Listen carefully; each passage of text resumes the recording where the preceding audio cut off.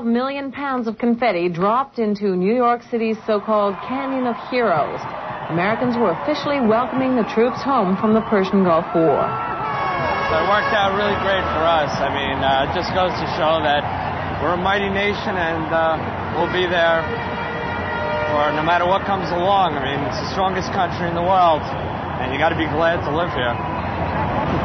So tell me what you feel about media coverage of the war. I guess it was good. It got to be a bit much after a while, but I guess it was good to know everything, you know. I guess in Vietnam you didn't really know a lot was going on, but here you pretty much up to the moment on everything, so I guess it was good to be informed. For the first time, because of technology, we have the ability to be live from many locations around the globe. And because of the format and all news network, we can spend whatever time is necessary to bring the viewer the complete context of that day's portion of the story. And by context, I mean the institutional memory that is critical to understand why and how. And that's those who are analysts and do commentary, and those who can explain. It's like that last piece, IPN, Israel post-war. David Brinkley once said that you step in front of the camera and you get out of news business and into show business.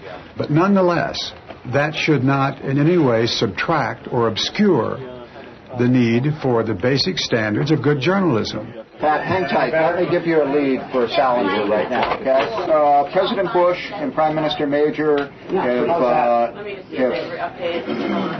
closed or have almost rejected the Soviet peace efforts.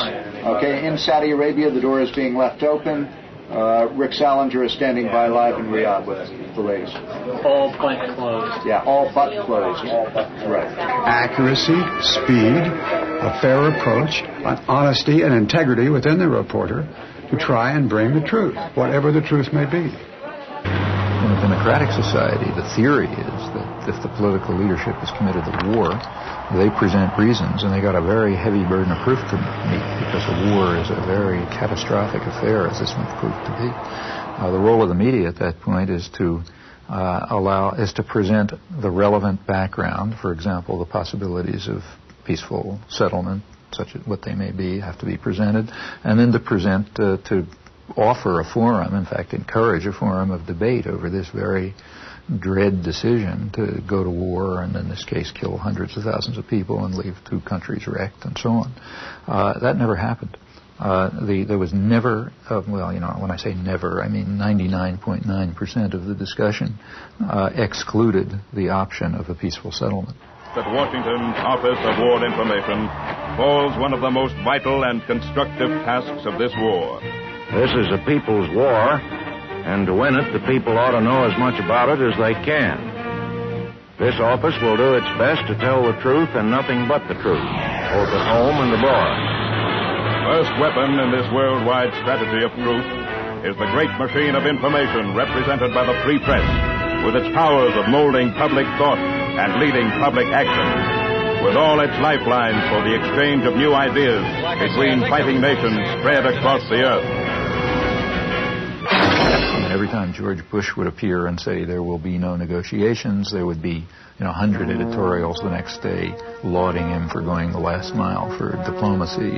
If he said you can't reward an aggressor, instead of cracking up in ridicule the way people did in civilized sectors of the world, like the whole third world, the media said, oh man, a fantastic principle, the invader of Panama, the only head of state stands condemned for aggression in the world. The guy who was head of the CIA during the Timor aggression, he says aggressors can't be rewarded. The media just applauded. The motion picture industry, with its worldwide organization of newsreel camera crews, invaluable for bringing into vivid focus the background drama and perspectives of the war.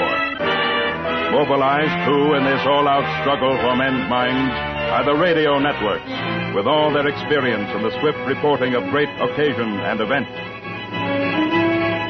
From every strategic center and frontline stronghold, their reporters are sending back the lessons of new tactics, new ways of war.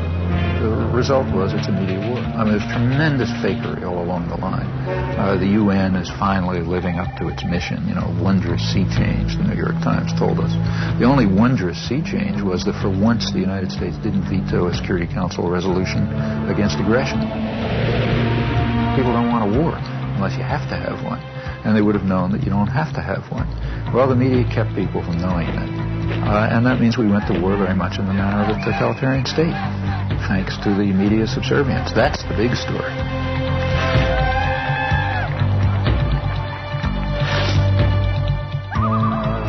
Now, remember, I'm not talking about a small radio station in Laramie. I'm talking about the national agenda-setting media. If you're on a radio news show in Laramie, chances are very strong that you pick up what was in the Times that morning and you decide that's the news. In fact, if you follow the AP wires, you find that in the afternoon they send across tomorrow's front page of the New York Times. That's so that everybody knows what the news is. And the perceptions and the perspectives and so on are sort of transmitted down, and not to the precise detail, but the general picture is pretty much transmitted elsewhere. The foreign news comes here to the foreign news desk. The editor is Bob Hanley. Bob, I suppose you get far more foreign news than you can possibly use in the paper. Yes, we do. We get a great deal more than we can accommodate in a day. And your job is to weed it out, I suppose. This is the selection center, as it were. And when I have selected it, I pass it across the desk to one or the other of these sub-editors. It comes back to me, and on this chart, I design the page. That is page 1 and page 2. Fine, Bob. Thank you very much.